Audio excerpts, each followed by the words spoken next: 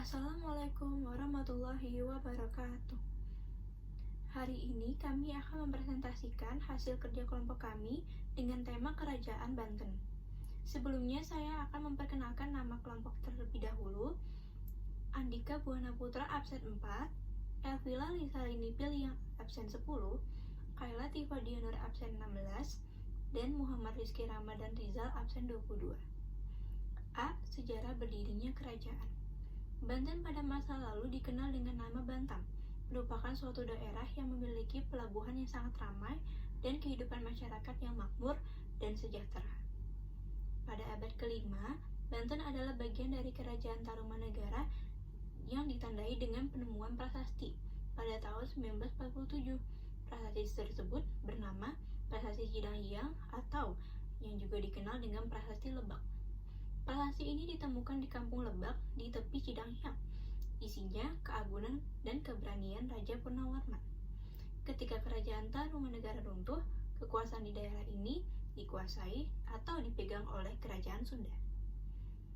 Pada tahun 1524, Sunan Gunung Jati dan pasukan gabungan dari Kesultanan Cirebon dan Demak mendarat di Pelabuhan Banten dengan fokus untuk merebut Banten Girang.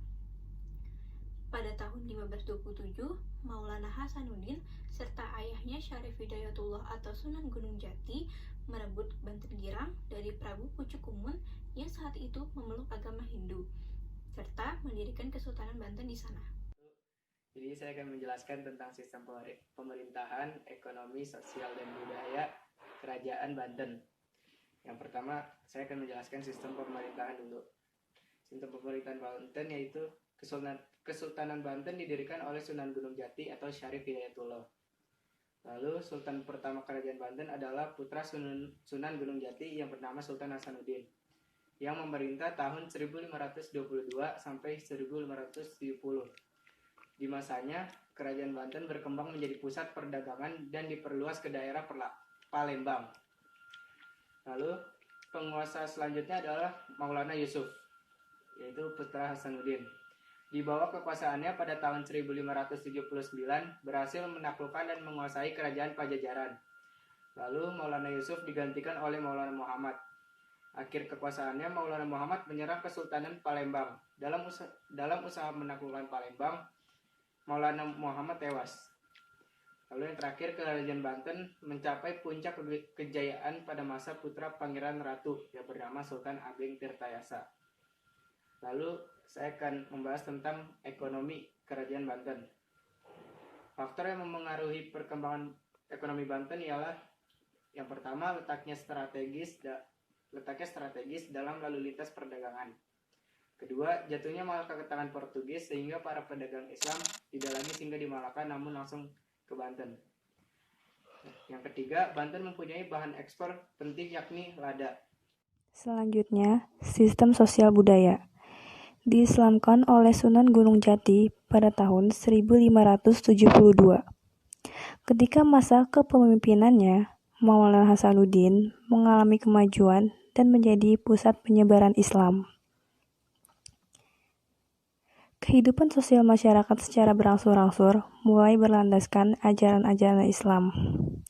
Setelah Banten berhasil mengalahkan Pajajaran, pengaruh Islam makin kuat di daerah pedalaman. Suku Baduy yang menyingkir ke pedalaman Banten Selatan. Pendukung kerajaan Pajajaran, yaitu suku Baduy, menyingkir ke pedalaman Banten Selatan. Namun mereka mempertahankan tradisi-tradisi lama dan menolak pengaruh Islam. Kehidupan sosial masyarakat Banten semasa Sultan Ageng Tirtayasa cukup baik. Kehidupan sosial masyarakatnya baik karena Sultan memperhatikan kehidupan dan kesejahteraan rakyatnya. Namun, setelah Sultan Ageng Tirtayasa meninggal dan adanya campur tangan Belanda dalam berbagai kehidupan sosial, masyarakat berubah merosot tajam. Kemudian yang C, ada peninggalan tradisi dan budaya yang masih hidup sampai dengan pada masa sekarang ini. Bangunannya dulu, yang pertama ada Keraton Surosawan sebagai tempat tinggal Sultan beserta keluarga dan pengikutnya. Kemudian juga digunakan menjadi pusat kerajaan dalam menjalankan pemerintahan Kerajaan Banten. Yang kedua ada Masjid Agung dan Menara Banten.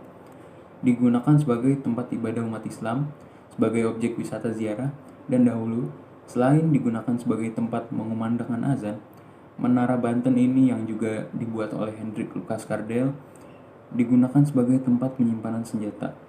Yang ketiga ada Masjid Caringin, yang keempat ada Masjid Kasunyatan, dan yang kelima ada Masjid Pacinan Tinggi.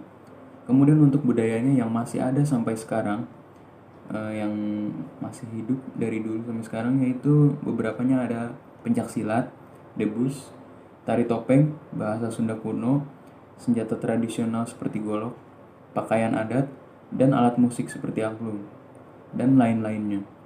Sekian dari kelompok kami, kurang lebihnya mohon maaf. Wabillahi taufiq wal hidayah. Wassalamualaikum warahmatullahi wabarakatuh.